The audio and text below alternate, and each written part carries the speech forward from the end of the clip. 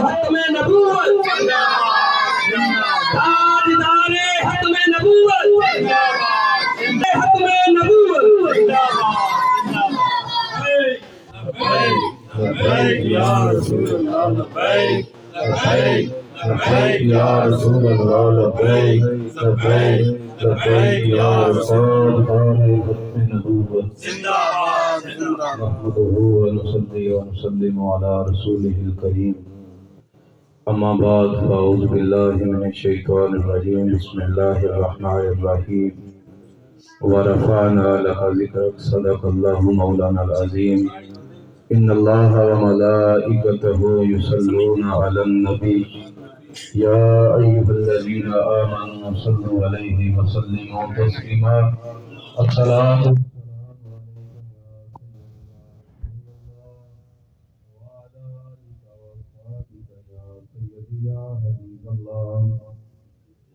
اچھا جب یہ آیت پڑھی جاتی ہے نا ان اللہ و ملائکتہ یصلون علی النبی، تو ہم آقا و مولا کے غلام ہیں، امتی ہیں، تو ہر امتی کو چاہیے کہ آقا علیہ الصلوۃ والسلام پر جس طرح حق ہے نا اس طرح درود و سلام پیش کرے. ٹھیک ہے جی. اعلیٰ حضرت نے فتاوی رضویہ میں حدیث پاک نقل کی ہے کہ اللہ رب العزت نے آقا علیہ الصلوۃ والسلام کے روضہ اقدس پہ ایک ایسے فرشتے کی ڈیوٹی لگائی ہوئی ہے جس کی سماعت اتنی تیز ہے کہ دنیا میں کسی بھی کونے میں کوئی بھی بندہ درود شریف پڑھتا ہو تو وہ فرشتہ اسی وقت آقا علیہ الصلوۃ والسلام کو بتاتا ہے یا رسول اللہ صلی اللہ علیہ وسلم فلاں بن فلاں نے ابھی آپ کی ذات بابرکات پہ درود شریف بھیجا ہے. تو کتنی بڑی بات ہے. تو اعلیٰ حضرت نے فرمایا کہ آقا علیہ الصلوۃ والسلام کے روضے پہ جو ہے مزین ہے، جو فرشتہ متعین کیا گیا ہے، ان کو مخاطب کر کے بلایا کہ میں اپنی جان دے دوں گا.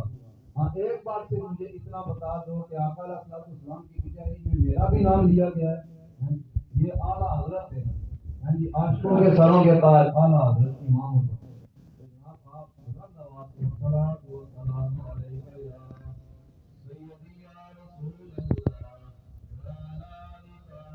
يا سيدي يا حبيب الله الصلاة والسلام عليك يا سيدي يا رحمة للعالمين وعلى آلك وأصحابك يا سيدي يا رحمة للعالمين. ہم جتنے بھی احباب ادھر تشریف فرما ہیں، علامہ صاحب نے بہت پرمغز اور جامع گفتگو فرمائی ہے. ہم احصال ثواب کی محفل میں ہیں، تو سب سے مین چیز ہے جو کوئی بھی چیز ہے، سب سے پہلی چیز ہے عشق ہے، جو اس کی ابتدا ہے جو ادب سے ہوتی ہے. اگر انسان کے اندر ادب کوئی نہیں ہے، بات تو یہ ہے نا کہ ہم آقا و مولا سے اس طرح محبت کریں، اس طرح محبت کریں کہ دیکھنے والے بھی ہاں جی، جو غیر مسلم ہیں وہ بھی دیکھ کے ہم یہ کہیں کہ اپنے آقا و مولا سے کتنی محبت کرتے ہیں. عروہ بن مسعود مقام حدیبیہ پہ جب معاہدہ طے پایا تو کفار مکہ کی طرف سے عروہ بن مسعود کو بھیجا گیا. تو اس نے جب دیکھا کہ آقا علیہ الصلوۃ والسلام کے جب آیا آپ کی بارگاہ میں، تو اس نے جب معاملات دیکھے تو جب وہ واپس گیا تو اس نے جب مشرکین مکہ کو کہا کہ میں بڑی بڑی درباروں میں حاضر ہوا، کسریٰ کی دربار میں حاضر ہوا، نجاشی کی دربار میں حاضر ہوا، لیکن جو میں نے محمد عربی صلی اللہ علیہ وسلم کی دربار کا عالم دیکھا وہ میں نے کہیں بھی نہیں دیکھا. تو مشرکین مکہ نے کہا کہ بتاؤ کیا دیکھا ہے؟ وہ کہتا ہے کہ آقا علیہ الصلوۃ والسلام جب اپنا لعاب دین مبارک تھوک اپنے لبائے مبارک سے جدا کرتے ہیں تو سارے جتنے بھی صحابہ وہ دوڑ کے آ جاتے ہیں. یا رسول اللہ ادھر آپ اپنا تھوک مبارک ادھر پھینکیں، یا رسول اللہ اپنا مبارک تھوک ادھر پھینکیں. اور آقا علیہ الصلوۃ والسلام جب اپنا مبارک تھوک اپنے لبائے مبارک سے جدا کر دیتے ہیں، یہ نہیں کہ وہ جا کے باہر پھینک دیتے، نہیں، وہ اس طرح اپنی ہتھیلیوں پہ رگڑ کے اپنے منہ پہ مان لیتے ہیں. اور باقی صحابہ جو بچ جاتے ہیں وہ بھاگ کے آتے ہیں اور ان کی ہتھیلیوں سے اپنی ہتھیلیاں یوں مس کر کے تو وہ بطور تبرک لے کے اپنے چہروں پہ مال دیتے ہیں. یہ نہیں ہے خالی، وہ کہتا ہے کہ آقا علیہ الصلوۃ والسلام ایک اپنے صحابی کو کہتے ہیں جا کے میری اونٹنی کو چارہ ڈال کے آؤ. تو 1400 صحابہ دوڑ پڑتے ہیں اس حکم کی تکمیل کے لیے. اور آقا علیہ الصلوۃ والسلام کی کچہری میں جب وہ بیٹھتے ہیں تو اس طرح بیٹھے ہوئے ہوتے ہیں جس طرح ان کے سروں پہ پرندے. یہ آقا علیہ الصلوۃ والسلام کے صحابی ہیں. سب سے پہلا عشق ہے نا جو, اس کا سب سے پہلا قانون قاعدہ یہی ہے کہ ادب ہے. اگر آپ کے اندر ادب نہیں ہے, جتنا مرضی ہے درود شریف پڑھیں, جو مرضی ہے کرتے رہیں, بالکل آپ کا کوئی بھی چیز قابل قبول نہیں ہے. آقا مولا کی جہاں بھی بات آ جائے, جدھر بھی آ جائے, اپنا سر ہم کر لیں, یار بس بہت ہو گئی ہے, جو کچھ بھی ہو گیا ہے, لیکن ہمارے آقا مولا کی عزت اور ناموس کی بات آ گئی, اس پہ ہم کبھی بھی کمپرومائز نہیں کر سکتے, کسی صورت بھی نہیں کر سکتے.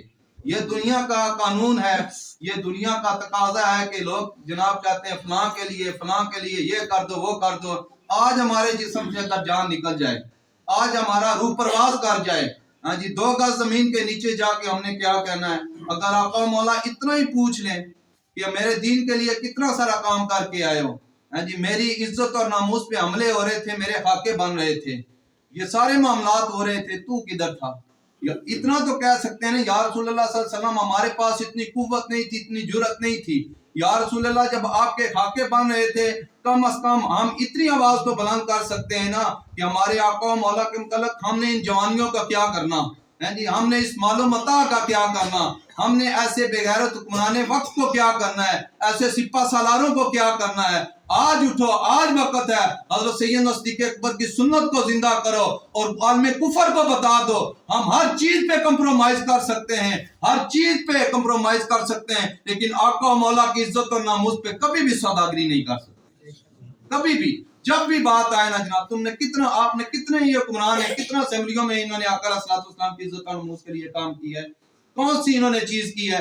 جو مسجدیں بنی ہوئی تھی وہ بھی گرا دی. آقا علیہ الصلوۃ والسلام کی عزت اور ناموس کا جو 295 سی ہے اس کے پیچھے لگے ہوئے ہیں. کبھی جناب کوئی کر رہا ہے, کبھی کوئی ہے جی, قادیانیوں کو اوپر لانے کی کوشش کی جا رہی ہے. اور جو مسلمان ہیں, ہمارے جو صوبائی اسمبلی کے اندر مفتی, ہمارے مفتی صاحب ہیں, وہ تو انہوں نے بات کی اسلام کے متعلق, تو جو سپیکر ہے اس نے آگے سے سپیکر بند کر دیا. اس نے کہا جی آپ مذہب کی بات ہی نہیں کر سکتے ادھر, مجھے بتائیں نا کہ ملک پاکستان ہے جو, وہ کس بنا پہ حاصل کیا گیا ہے؟ کلمے کی بنا پہ حاصل کیا گیا ہے نا, لا الہ الا اللہ محمد رسول اللہ, کلمے کی بنا پہ حاصل کیا گیا ہے. اور یہاں جو کلمہ پڑھنے والے ہیں وہ اپنے آقا علیہ الصلوۃ والسلام اللہ اور اللہ کے بتائے ہوئے حبیب کے قانون ہے جو اس کے مطابق زندگی بسر کر سکیں. آج ہمیں منع کر رہے ہیں جناب, یہ آپ اسمبلیوں میں آ کے تو جناب آپ مذہب کی بات بھی نہیں کر سکتے. شراب کے بل کس نے پاس کیے, زنا کے بل کس نے پاس کیے, ٹرانسجنڈر ایکٹ کس نے پاس کیا, سارا کچھ کیا, لیکن ان کو ایک ہی تکلیف ہے, ایک ہی درد ہے. ساری زندگی آپ نمازیں پڑھتے رہیں, مسجد جاتے رہیں, روزے رکھتے رہیں, یہ کچھ بھی نہیں کہیں گے, بالکل آپ بالکل امن والے ہیں. جب بھی بات کریں گے نا جہاد کی, آقا مولا کی عزت اور ناموس کی بات کریں گے, پھر یہ عالم کفر اس طرح ہو جائے گا. یار عالم کفر اس طرح ہو سکتا ہے, یہودی عیسائی اس طرح ہو سکتے ہیں, تو ہم مسلمان اس طرح کیوں نہیں ہو سکتے؟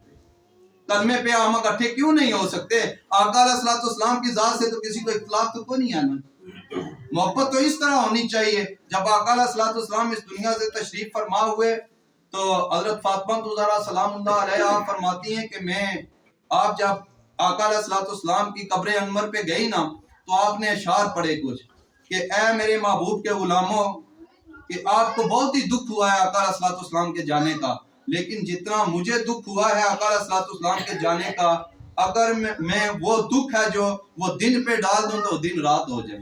اگر کسی پہاڑ پہ دکھ ڈال دوں نا, پہاڑ ریزہ ریزہ ہو جائے. صحابہ اکرام کی یہ حالت تھی کہ وہ بے ہوش ہو گئے, اور سیدنا عمر فاروق رضی اللہ تعالیٰ آپ چوراہے میں کھڑے ہو گئے یوں تلوار اٹھا کے. آپ نے فرمایا کہ جس نے بولا ہمارے آقا مولا اس دنیا سے تشریف فرما ہو چکے, میں اس کی گردن اتار کے رکھوں گا. سرمے کی طرح رنگ ہو گئے صحابہ اکرام کے. اور سیدنا بلال حبشی رضی اللہ تعالیٰ آپ ہجرت کر کے شام کی طرف روانہ ہو گئے. سیدنا ابوبکر صدیق رضی اللہ تعالیٰ آپ نے فرمایا کہ بلال اذان پڑھیں. حضرت بلال نے فرمایا کہ میں اب اذان نہیں پڑھوں گا. حضرت سیدنا ابوبکر صدیق رضی اللہ تعالیٰ آپ نے فرمایا آپ نے کیوں اذان نہیں پڑھنی؟ تو حضرت بلال حبشی رضی اللہ تعالیٰ نے فرمایا کہ میں جب پڑھتا نا اشہد ان محمد رسول اللہ, تو میں سامنے دیکھتا تو آقا علیہ الصلوۃ والسلام سامنے جلوہ فروز ہوتے تھے. آج جب میں پڑھوں گا تو آقا علیہ الصلوۃ والسلام, میرے اندر اتنی جرأت اور قوت نہیں ہے, میں آج کے بعد اذان میں نے نہیں پڑھی. صحابہ اکرام کی یہ حالت ہوگی آقا علیہ الصلوۃ والسلام کی جدائی میں. اور ہمارے اکابرین لکھتے ہیں کہ 3 3 صدیاں امت کو آقا علیہ الصلوۃ والسلام کا دنیا سے جانا نہیں بھولا. صحابہ کرام نے اپنی اولادوں کو بتایا، انہوں نے اپنی اولادوں کو بتایا کہ آقا علیہ الصلوۃ والسلام جب اس دنیا سے گئے تو ہمارے اوپر کیا بیتی. صحابہ کرام فرماتے ہیں کہ حضرت سیدنا ابوبکر صدیق رضی اللہ تعالیٰ آپ کے منہ سے بو آنا شروع ہو گئی. تو صحابہ کرام نے فرمایا یا امیر المومنین آپ مسواک نہیں کرتے؟ آپ نے فرمایا مسواک کرتا ہوں. فرمایا منہ سے بو کیوں آتی ہے؟ آپ نے فرمایا کہ تم نے تو رو لیا، اگر صدیق روتا تو پھر صدیق کو چپ کون کرواتا. ہاں جی، سیدنا عمر فاروق رضی اللہ تعالیٰ آپ تھے جو آپ کو گش آپ گش کھا کے گر گئے نیچے. آپ نے فرمایا کہ صحابہ سارے رو رہے تھے، ان کا برا حال تھا.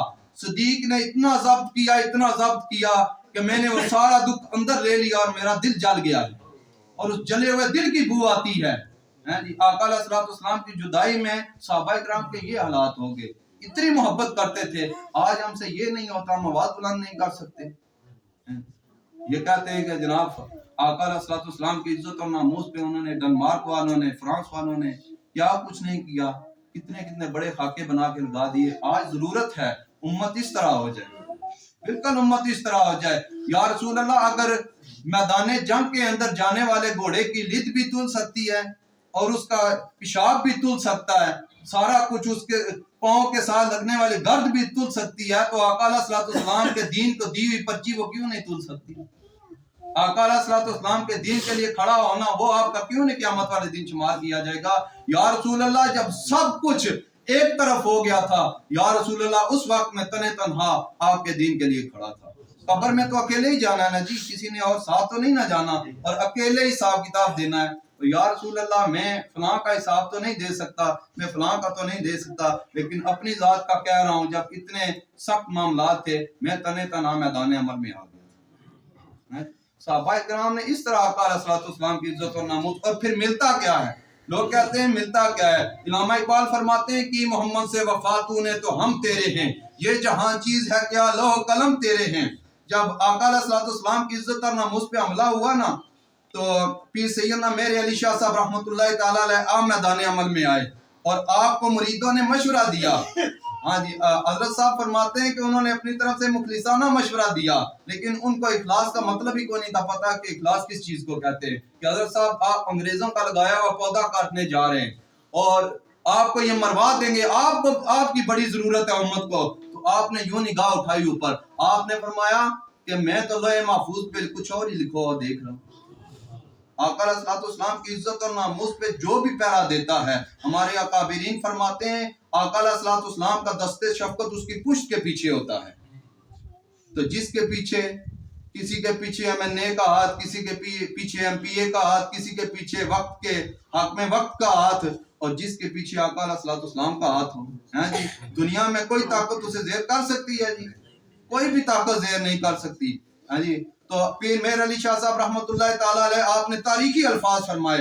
آپ نے فرمایا کہ میر علی کو اس قسم کی بےغیرت فقیری نہیں چاہیے. آقا علیہ الصلوۃ والسلام کی عزت اور ناموس داؤ پہ لگی ہو اور میر اندر حجرے میں بیٹھا ہو درود پڑھ رہا ہو.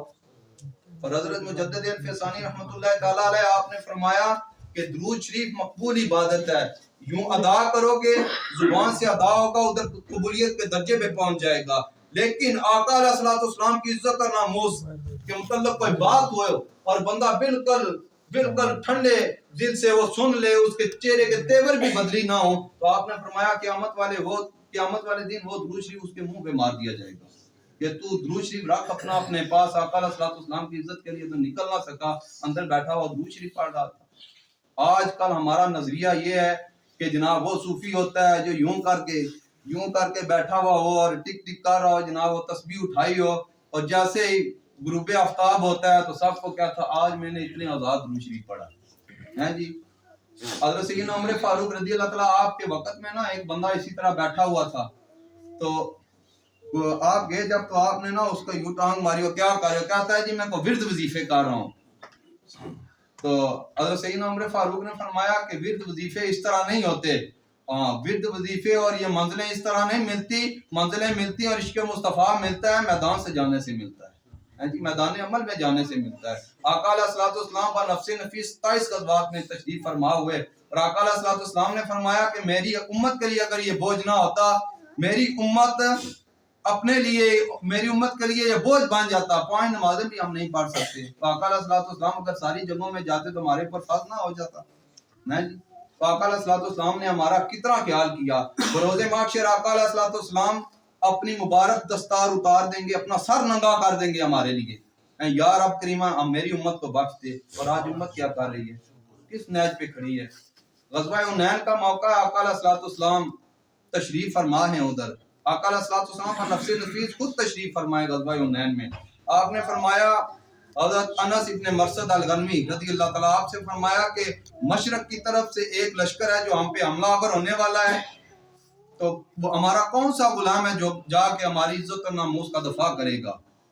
حضرت انس بن مرثد الغنوی رضی اللہ تعالیٰ آپ نے فرمایا، یا رسول اللہ صلی اللہ علیہ وسلم میں حاضر ہوں۔ آپ نے فرمایا انس اکیلے جانا ہے، ساتھ کسی کو لے کے بھی نہیں جانا، اکیلے جانا ہے۔ 25-30 ہزار کا لشکر آ رہا ہے، وہ سارا کچھ اپنا مال و متاع ساتھ دے کے آ رہے ہیں، اکیلے جا کے ان کو دیکھنا بھی ہے، ان کو آگے نہیں بڑھنے دینا۔ تو حضرت انس رضی اللہ آپ نے یہ نہیں فرمایا یا رسول اللہ میں اکیلے کیا کروں گا، آپ نے فرمایا یا رسول اللہ میں حاضر ہوں۔ آپ چلے گئے۔ جب آقا علیہ الصلوۃ والسلام صبح کی نماز پڑھانے کے لیے آئے نا، تو آقا علیہ الصلوۃ والسلام نے فرمایا کہ ہمارا شاہ سوار واپس نہیں آیا۔ صحابہ کرام نے فرمایا یا رسول اللہ صلی اللہ علیہ وسلم ابھی واپس نہیں آئے۔ آقا علیہ الصلوۃ والسلام نے سنتے ادا کرنے کے بعد پھر پوچھا ہمارا شاہ سوار نہیں آیا؟ صحابہ کرام کہتے ہیں کہ آقا علیہ الصلوۃ والسلام پر نماز پڑھ رہے تھے اور جھاڑیوں کے اندر دیکھ رہے تھے کہ میرا بھی شاہ سوار نہیں آیا، نماز پڑھتے ہوئے اپنے غلام کو دیکھ رہے۔ جیسے ہی سلام پھیرا ادھر سے حضرت انس رضی اللہ تعالیٰ آپ گھوڑے پہ سوار آ رہے تو صحابہ کرام کو مخاطب کیا، وہ دیکھو ہمارا شاہ سوار آ رہے۔ تو جب آپ تشریف فرما ہوئے تو آقا علیہ الصلوۃ والسلام نے فرمایا انس ساری رات سوئے رہے جی؟ تو حضرت انس بن مرثد الغنوی آپ نے فرمایا یا رسول اللہ صلی اللہ علیہ وسلم دو ہی کاموں کے لیے اترا ہوں، یا نماز کے لیے یا وضو کے لیے اترا ہوں۔